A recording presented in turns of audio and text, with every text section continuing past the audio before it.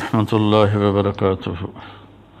بسم اللہ الرحمن الرحیم، والصلاة والسلام علی رسولہ الکریم وعلی آلہ وصحبہ اجمعین۔ 17 رمضان المبارک شب جمعہ تھی، اور زمانہ تھا حضرت علی رضی اللہ تعالیٰ عنہ۔ آپ کی خلافت کو 5 سال کے قریب ہونے والے تھے، 4 سال 9 ماہ ہے۔ تو آپ گھر سے نکلے تو آپ نماز کے لیے اٹھاتے تھے لوگوں کو، الصلاۃ الصلاۃ الصلاۃ۔ جب مسجد کے دروازے میں داخل ہوئے تو وہاں خارجی عبد الرحمن بن ملجم چھپا ہوا تھا۔ اس نے آپ پر سیدھا وار کیا، جو ایسے پیشانی کو چیرتا ہوا سر میں اتر گیا، اور آپ کی داڑھی خون سے بھر گئی۔ تو میں قربان جاؤں اہل بیت کے اخلاق۔ لوگوں نے جب اسے پکڑ لیا تو آپ نے فرمایا کہ احسنوا نزلہ، یہ مہمان ہے، اس کا اچھی طرح اکرام کرو، اور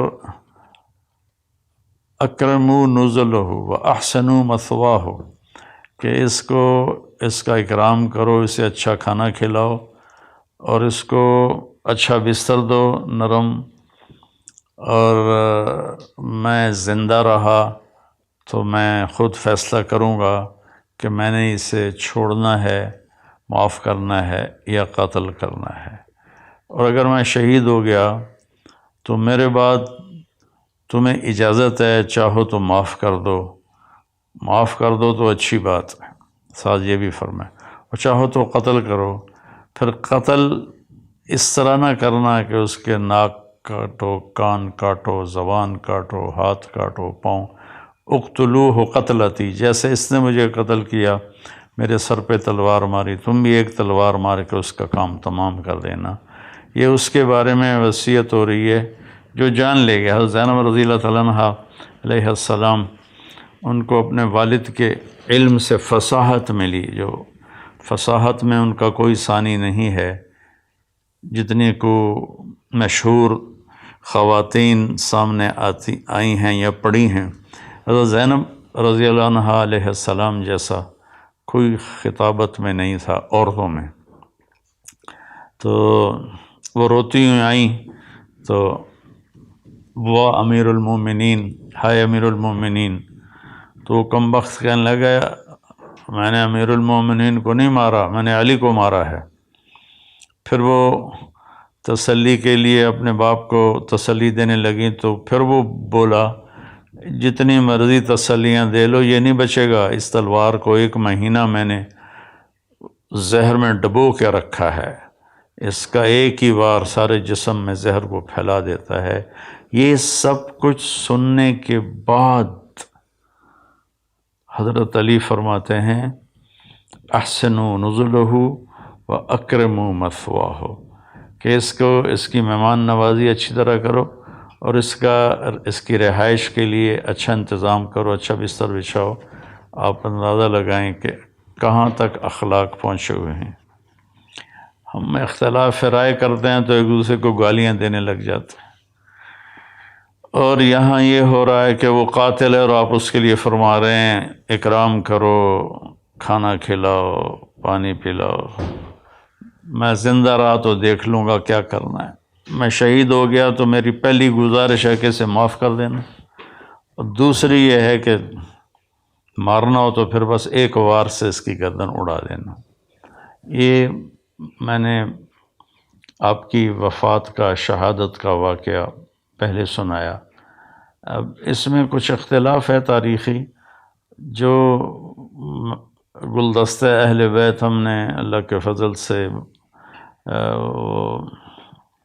کوشش کر کے تیار کی، اس میں 17 رمضان جمعہ کی صبح آپ کو سر میں زخم لگا، اور 2 دن کے بعد یعنی ہفتہ اور اتوار آپ شدت زخم کتاب نہ لاتے ہوئے آپ نے اتوار کی رات کو جام شہادت نوش کیا، اور پھر پیر کے دن آپ کی تدفین ہوئی، اور آپ کا جنازہ حضرت امام حسن رضی اللہ تعالیٰ عنہ نے پڑھایا، اور آپ کو وہیں دار الامیر المومنین میں دفن کیا گیا۔ یہ تو مختصر آپ کی شہادت کا قصہ ہے۔ یہ سازش کیسے بنی؟ جنگ نہروان ہوئی خارجیوں کے ساتھ آپ کی، تو 3 خارجی، ایک یہ عبد الرحمن بن عوف، ایک مبرک بن عبداللہ التمیمی، اور ایک عامر بن بکر التمیمی، یہ 3 اکٹھے ہوئے کہ نہروان میں جو ہمارے ساتھی قتل ہوئے ان کے بعد تو زندگی کا کوئی مزہ ہی نہیں ہے، اور یہ سارا فساد جو پھیلا ہوا ہے کیوں نہ اس کا کوئی تدارک کریں۔ تو ایک نے ابن ملجم نے کہا میں علی کو قتل کروں گا، مبرک بن عبداللہ نے کہا میں معاویہ کو قتل کروں گا، اور عمر بن بکر نے کہا کہ میں عامر بن عاص کو قتل کروں گا، رضی اللہ تعالیٰ عنہم ورضوا عنہ۔ تو باقی 2 کی زندگی لکھی ہوئی تھی، ایک ہی رات سب نے طے کی تھی، 17 رمضان کی صبح۔ تو اس دن عمر بن عاص رضی اللہ تعالیٰ عنہ بیمار تھے، نماز پڑھانے نہیں آئے، تو ان کی جگہ جو آئے وہ مارے گئے، اور معاویہ رضی اللہ تعالیٰ عنہ پر اس نے وار کیا، تو آپ تھوڑا سا اپنی بیداری میں تھے، دائیں بائیں دیکھتے ہوئے، تو آپ نے اس کے وار کو خطا کر دیا، لیکن کمر مبارک پر تلوار کا زخم لگا، چونکہ تلوار زہر آلود، تینوں کی تلواریں زہر آلود تھیں، تو ان کو زخم تو بہت بڑا لگا، لیکن آہستہ آہستہ اللہ تعالیٰ نے ان کو شفا دے دی اور وہ محفوظ ہوئے۔ تو اس میں عبد الرحمن بن ملجم یہ ہے، یہ جب کوفے آیا تو کوفہ میں خارجی عورت دیکھی تو اس پہ یہ عاشق ہو گیا، اس سے کہا مجھ سے شادی کرو۔ اس نے کہا میری ایک شرط ہے کہ علی کو قتل کرو۔ وہ کہنے لگا میں تو آیا ہی اس کام سے ہوں، لیکن تو پہلے مجھ سے شادی کر لے۔ تو اس نے اس سے شادی کر لی، اور اس کے بعد وہ اپنی اسکیم بناتا رہا۔ حضرت علی رضی اللہ تعالیٰ عنہ کو ان کے ساتھیوں نے کہا یا رسول اللہ کہ یا امیر المومنین، عبد الرحمن بن ملجم آیا ہوا ہے کہ اس کی نیت اچھی نہیں لگتی، تو اجازت ہو تو ہم آپ کا پہرا دیں، آپ اس کو پکڑ لیں۔ آپ نے کہا پہرا تو آسمان والا دیتا ہے، حفاظت وہ کرتا ہے، اور اگر تم اسے پکڑ لو تو میں شہادت کیسے پاؤں گا؟ وہ بہت تنگ ہو گئے تھے اپنے ساتھیوں کی بے وفائیوں سے، اور اپنے داڑھی کو یوں پکڑ کے نا کہتے ارے تو کب رنگین ہوگی۔ اس کے پیچھے ایک واقعہ ہے کہ آپ بیمار ہوئے بہت زیادہ، تو اللہ کے نبی پوچھنے آئے تو انہوں نے عرض کی یا رسول اللہ مجھے لگتا ہے میرا آخری وقت آ گیا ہے۔ تو آپ نے فرمایا نہیں، تیرا آخری وقت نہیں ہے، تو اس وقت مرے گا جب تیرے سر کے خون سے تیری داڑھی رنگین ہو جائے گی۔ تو ہوئی بھی ایسے، اس نے یہاں تلوار ماری جس نے ماتھے کو بھی پھاڑ دیا اور یہاں تک کھوپڑی کو بھی پھاڑ دیا، تو سارا خون آیا اور داڑھی پہ لگ گیا۔ تو اتنا تنگ ہو گئے تھے زندگی کے آخری ایام میں اپنے ساتھیوں سے کہ بے وفا غدار بہت زیادہ ہو گئے تھے، اور تو آپ نے اپنی داڑھی مبارک کو یوں پکڑتے تھے، پھر کہتے متا تخزب، ارے تو کب تو رنگین ہوگی، تو کب رنگین ہوگی، یہ اس کو بار بار کہتے تھے۔ تو اس اللہ نے آپ کو یہ رتبہ نصیب فرمایا، اور آپ کو غسل دینے والے حضرت عبداللہ بن جعفر طیار کے بیٹے، اور حسن اور حسین دونوں بیٹوں نے، اور جو نماز جنازہ حضرت حسن نے پڑھائی، اور دارالعمارہ میں آپ کی تدفین ہوئی۔ آپ کے 2 بھائی طالب، عقیل، 3 جعفر۔ طالب سب سے بڑے تھے جس پر والد کا نام ابو طالب بنا، اور اس کے بعد تھے عقیل، اور اس کے بعد تھے جعفر جو موتا کی جنگ میں شہید ہوئے، اور حضرت علی رضی اللہ تعالیٰ عنہ سب سے چھوٹے تھے۔ آپ ابتدائی میں اسلام قبول فرما لیا کہ حضرت خدیجہ رضی اللہ تعالیٰ عنہ اور اللہ کا نبی نماز پڑھ رہے تھے تو آپ اندر آئے، تو آپ نے کہا یہ کیا ہے میرے چچا کے بیٹے؟ تو آپ نے کہا بیٹا یہ نماز ہے اور میں اللہ کا نبی ہوں۔ آپ نے اسی وقت کلمہ پڑھ لیا۔ اس وقت آپ کی عمر بعضے کہتے ہیں 8 سال تھی، بعضے کہتے ہیں 10 سال تھی۔ 10 سال سے آگے کسی نے ذکر نہیں کیا، 10 8 8 10 اس طرح روایات کا اختلاف ہے۔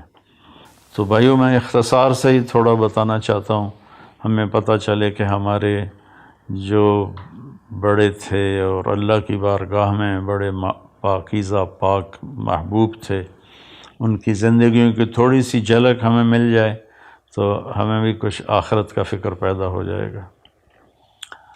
تو جب آپ نے ہجرت فرمائی تو آپ نے حضرت علی کو اپنے بستر پر لیٹایا کہ تم یہاں لیٹ جاؤ، اور یہ امانتیں ہیں، یہ لوگوں کے حوالے کر کے پھر تم بھی مدینے آ جانا۔ تو اس رات قریش مکہ نے آپ کو قتل کرنے کی سازش تیار کی تھی۔ آپ باہر نکلے اور مٹی اٹھا کے یوں پھینکی، وجعلنا من بین ایدیہم سدا ومن خلفہم سدا فغشیناہم فہم لا یبصرون، سورہ یاسین۔ ہم نے آگے بھی دیوار بنا دی، پیچھے بھی دیوار بنا دی، اور ان کو ہم نے اندھا کر دیا، وہ دیکھنے کے قابل نہ رہے اور آپ نکل گئے۔ تو شیطان نے نعرہ لگایا کہ تمہارا آدمی نکل گیا، تو انہوں نے ایسے گھر میں نظر دوڑائی تو صحن میں آپ سر پہ چادر اوڑھ کے لیٹے ہوئے تھے۔ ستمبر کا مہینہ تھا، گرمی ہوتی ہے، لیکن اپنے چہرے کو چھپانے کے لیے آپ نے اپنے اوپر چادر اوڑھی ہوئی تھی۔ اور صبح جب ہوئی اور آپ اٹھے تو قریش مکہ نے آپ کو پکڑ لیا اور مارنا شروع کیا کہ کدھر ہے محمد؟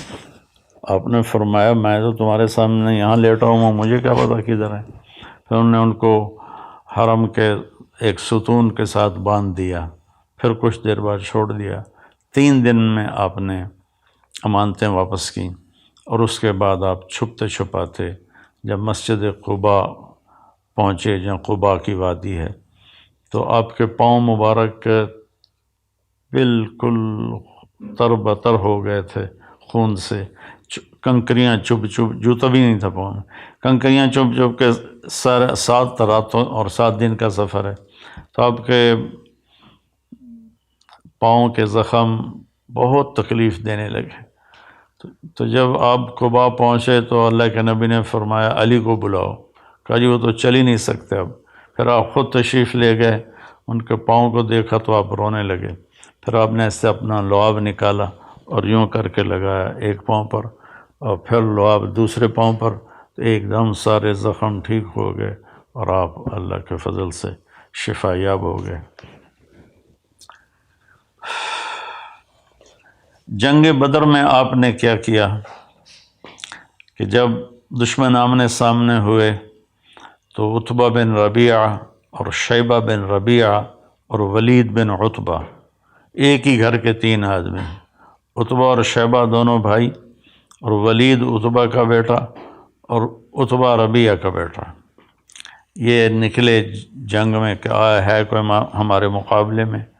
تو اللہ کے نبی نے عوف رضی اللہ تعالیٰ عنہ اور معوذ رضی اللہ تعالیٰ عنہ اور حضرت عبداللہ بن رواحہ رضی اللہ تعالیٰ عنہ، ان تینوں کو بھیجا کہ آپ جاؤ اور ان کا مقابلہ کرو۔ جب یہ تینوں آئے تو انہوں نے پوچھا کون لوگ ہو؟ کہا ہم مدینہ والے ہیں۔ کب چلے جاؤ، ہمیں تمہاری ضرورت نہیں ہے۔ پھر کہا یا محمد اخرج الینا اکفاءنا، ہمارے قریشی ہماری طرف بھیجو، ہمارے قبیلے والے ہماری طرف بھیجو۔ اتنا ان پہ نشہ چڑھا ہوا تھا اپنی فتح کا۔ تو آپ نے فرمایا یا حمزہ قم، کہ یا شیبہ قم، یا علی قم، کیونکہ علی چھوٹے تھے نا، حمزہ بھی چچا تھے، شیبہ بھی چچا تھے۔ تو آپ نے کہا قوموا لدینکم. تو یہ تینوں حضرات پیدل چلتے ہوئے آئے. تو عتبہ نے پوچھا کون ہو؟ آپ نے کہا میں حمزہ ہوں بن عبد المطلب. کہا تم کون ہو؟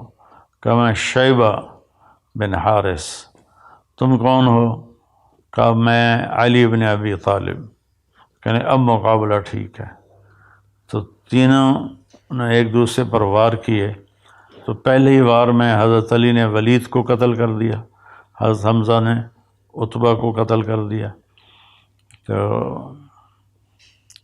حضرت شیبہ ذرا عمر میں بڑے تھے تو ان کی ٹانگ کاٹ دی اس نے. شیبہ بن ربیعہ، شیبہ نہیں عبید، میں غلط کر رہا ہوں، عبید بن حارث. تو شیبہ تو دوسری طرف سے کافر، حمزہ، عبید، علی. ادھر عتبہ، شیبہ، یہ بن ربیعہ اور ولید بن عتبہ. تو شیبہ نے حضرت عبید کی ٹانگ کاٹ دی تو گر پڑے.